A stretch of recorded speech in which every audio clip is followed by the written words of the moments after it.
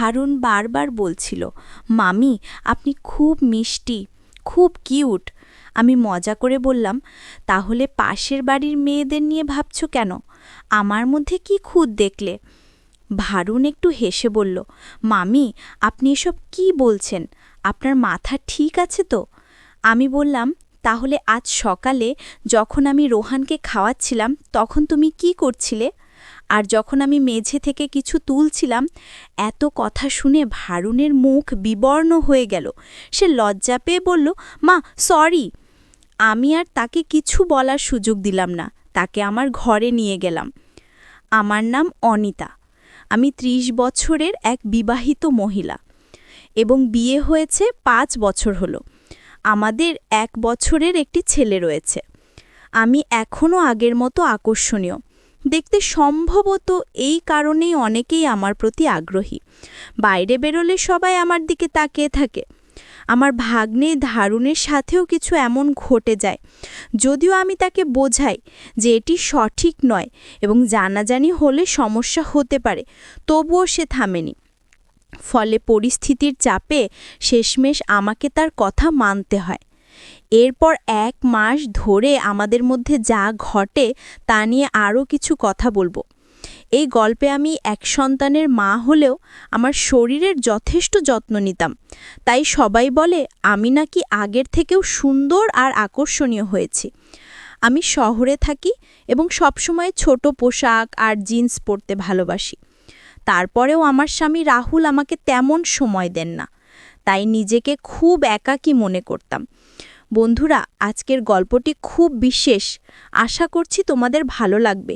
গল্পগুলো ভালো লাগলে ভিডিওটি লাইক, শেয়ার এবং চ্যানেলটি সাবস্ক্রাইব করো। আমাদের শহরে একটি কাপড়ের দোকান রয়েছে, তাই আমি এবং আমার স্বামী রাহুল ২ বছর আগে গ্রাম ছেড়ে শহরে এসে বসবাস শুরু করেছি। এদিকে এবার আমার ভাগ্নে ভারুন আমাদের বাড়িতে ছুটি কাটাতে এসেছে। সে ১০ম শ্রেণীতে পড়ে। স্কুল থেকে ১ মাসের ছুটি পেয়ে এসে আমাদের কাছে এসে মজা করে কিছু সময় কাটানোর সিদ্ধান্ত নিয়েছে। ভারুন যখন আমাদের বাড়িতে আসার জন্য বাসে পৌঁছায়, তখন আমি নিজে তাকে আনতে যাই, কারণ আমার স্বামী সব সময়ের মতো দোকানে ব্যস্ত ছিলেন। বাস স্টপে যাওয়ার সময় আমি জিন্স আর টি-শার্ট পরেছিলাম, যা ভারুনের নজর কেড়ে নেয়। তখন আমাকে খুব সুন্দর লাগছিল। আমি মাঝে মধ্যে জিন্স আর টি-শার্ট পরি। আমার স্বামী রাহুল এসব নিয়ে কিছু বলেন না। আমি কি পরলাম না পরলাম তাতে তার কোনো যায় আসা নেই। সেদিন ভারুন বাস স্ট্যান্ডে আমার জন্য অপেক্ষা করছিল। এখন আমি আপনাদের ভারুন সম্পর্কে কিছু বলি। সে আমার ভাগ্নে এবং গ্রামে থাকে। দূর থেকে আমি ভারুনকে ডেকে উঠলাম, কিন্তু আমাকে জিন্সের পোশাকে দেখে প্রথমে চিনতে পারেনি। এদিক ওদিক তাকাতে লাগলো। আমি হাত নেড়ে ইশারা করলে সে আমার কাছে এলো। প্রথমে আমার পায়ের ছোঁয়া নিল। আমি তাকে আশীর্বাদ দিয়ে বললাম, কতবার করবে ভারুন? আমি তো এত বুড়ি নই। ভারুন হেসে বলল, মামি আপনি তো এখনও ১৮ বছরের মেয়ের মতো দেখাচ্ছেন। চিনতে পারেননি? আপনি যদি সিঁদুর না পরতেন কেউ বলতে পারত না আপনি এক সন্তানের মা। তার কথা শুনে আমি হেসে বললাম, যাও অনেক হয়েছে, আর মিথ্যে বলো না।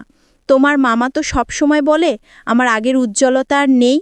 ভারুন বলল, সত্যি বলছি মামি, আপনি এখনো অনেক কিউট লাগছে, আগের চেয়ে অনেক সুন্দর দেখাচ্ছে। ভারুনের মুখ থেকে নিজের প্রশংসা শুনে আমি খুশি হচ্ছিলাম, কারণ রাহুল তো কখনো আমার প্রশংসা করে না। বাড়ি ফেরার পথে সারাটা সময় ভারুন আমার সাথে কথায় মশগুল ছিল।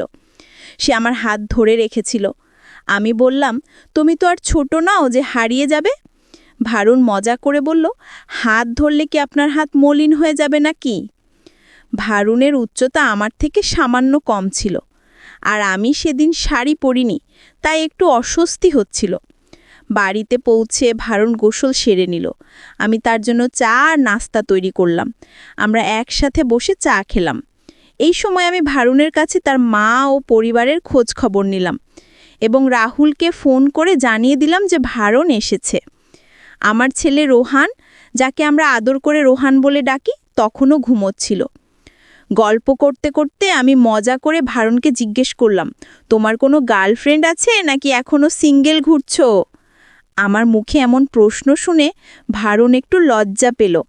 আমি হাসতে হাসতে বললাম, বলেই ফেলো। এত লজ্জা পাচ্ছ কেন? আমি তো আর তোমার মাকে কিছু বলবো না। ভারণ একটু হেসে বলল, আসলে মামি, একটা মেয়ে আছে, কিন্তু কিছু বলিনি। আমি মজা করে বললাম, ও তাহলে কিছু বলিনি? ভারণ মজা করে বলল, মামি, কথা বলার দূর কি কথা। তার কথা শুনে আমি এত হাসলাম যে পেটে ব্যথা হয়ে গেল। গল্প করতে করতে বিকেল 5টা বেজে গেল, বুঝতেই পারিনি। আমার ছেলে রোহান তখন ঘুম থেকে উঠে গেছিল, তাই ভারণ তার সাথে খেলতে লাগলো আর আমি বাড়ির কাজ করছিলাম। কিছুক্ষণ পর ভারণ রোহানকে নিয়ে আমার কাছে এলো, কারণ সে কাঁদছিল। ভারণ বলল, মামি, অনেকক্ষণ ধরে শান্ত হচ্ছে না, আপনি একটু সামলান।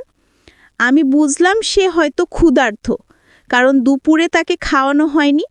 তাই রান্নাঘরে গিয়ে তাকে খাওয়াতে শুরু করলাম। এই সময় আমি লক্ষ্য করলাম ভারণ আমার দিকে তাকিয়ে আছে। আমি চোখ ফেরাতেই সে সরে গেল। আমি মৃদু হেসে বললাম, কি হয়েছে ভারণ? এতে লজ্জা পাওয়ার কি আছে?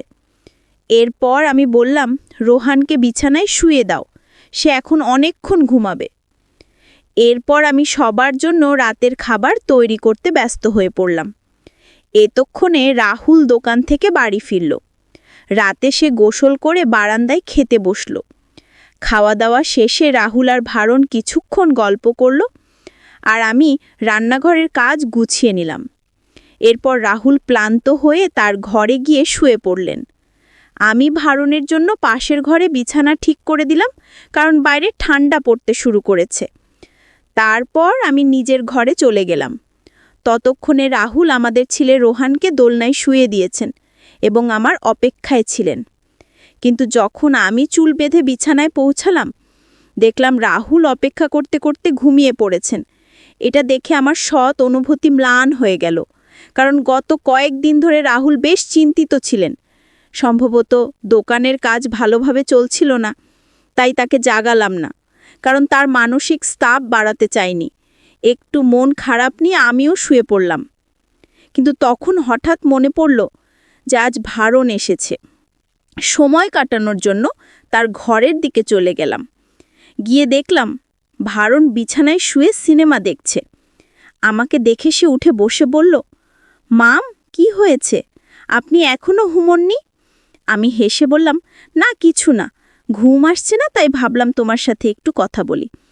আমি বললাম, তোমার কাছে এলাম। আচ্ছা, কি দেখছো? ভারণ মুচকি হেসে বলল, কিছু না, ঘুম আসছে না তাই সিনেমা চালিয়ে রেখেছি। আমি মজা করে বললাম, ও, কেমন সিনেমা? কোনো বিশেষ সিনেমা তো দেখছো না?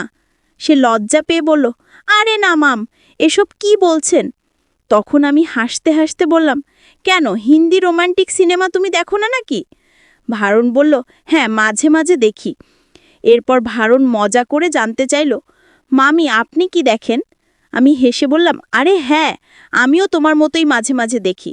সে হাসতে হাসতে বলল, আপনি এত মজার কথা বলেন মাম, ইচ্ছে করে আপনার সাথে সারা রাত গল্প করি। আমি হেসে বললাম, 1 মাস থাকলে দেখবে আমার কথা শুনতে শুনতে তোমারও বিরক্ত লাগবে, যেমন তোমার মামার হয়। তখন ভারণ একটু অবাক হয়ে বলল, মামি, যদি কিছু মনে না করেন, একটা কথা বলবো। আমি বললাম, বলো ভারণ, আমি কেন কিছু মনে করব? ভারণ বলল, মামি, যদি আপনার আশেপাশে আমার বয়সী কোনো মিষ্টি মেয়ে থাকে, তাহলে আমার সাথে একটু আলাপ করিয়ে দেবেন, তাহলে আমার ছুটিগুলো ভালো কাটবে। আমি একটু মজা করে বললাম, ও, ভালো তো, এতই সহজ ভাবছো তুমি? ভারণ বারবার বলছিল, মামি, আপনি অনেক মিষ্টি, অনেক কিউট। আমি মজা করে বললাম, তাহলে পাশের বাড়ির মেয়েদের নিয়ে ভাবছো কেন? আমার মধ্যে কি খুঁত দেখলে? ভারণ একটু হেসে বলল, মামি, আপনি এসব কি বলছেন? আপনার মাথা ঠিক আছে তো? তাই আমি মুখ গুমরা করে বললাম, এটা কি বললে? কি মনে করছো আমি কিছু বুঝি না? আজ সকালে যখন আমি রোহানকে খাওয়াচ্ছিলাম, তখন তুমি কি করছিলে? আর যখন আমি মেঝে থেকে কিছু তুলছিলাম? এত কথা শুনে ভারণের মুখ হাঁ হয়ে গেল। সে লজ্জা পেয়ে বলল, সরি মাম, আমি তো মজা করছিলাম। আমি হেসে বললাম, আরে সরি বলার কিছু নেই, তোমরা ছেলেরা ঠিক এরকমই। আগে গম্ভীর হয়ে কথা বলো, তারপর সরি বলে আমাদেরই অপ্রস্তুত করে দাও। তখন ভারণ আমাকে খুশি করতে বলল, মাম, আপনি রাগ করলে আরও সুন্দর লাগে। আমি একটু মজা করে বললাম, ও, এখন অনেক হয়েছে, এবার ঘুমাতে যাও, আমাকেও সকালে উঠতে হবে। যখন আমি বেরোচ্ছিলাম, ভারণ আমার হাত ধরে বলল, মামি, আমরা তো এখন বন্ধু, কবে আমার আপনার সাথে গল্প করতে পারবো? আমি হেসে বললাম, এত সহজে নয়, সময় হলে দেখা যাবে। তারপর হাসতে হাসতে নিজের ঘরে চলে এলাম। সকালে আমি একটু দেরি করে উঠলাম। ততক্ষণে রাহুল, আমার স্বামী, বাইরে থেকে হাঁটাহাঁটি করে ফিরেছেন এবং ভারণকেও নিয়ে এসেছেন। ভারণের চোখেও তখনও ঘুমের ভাব ছিল। আমি রাহুলকে বললাম, ভারণেরা এত সকাল সকাল ঘুম ভাঙালে কেন? দেখছো ওর চোখ এখনো লাল? রাহুল মুচকি হেসে বলল, আরে, ছেলেরা সব ঠিক আছে, একটু মজাই তো করছিলাম।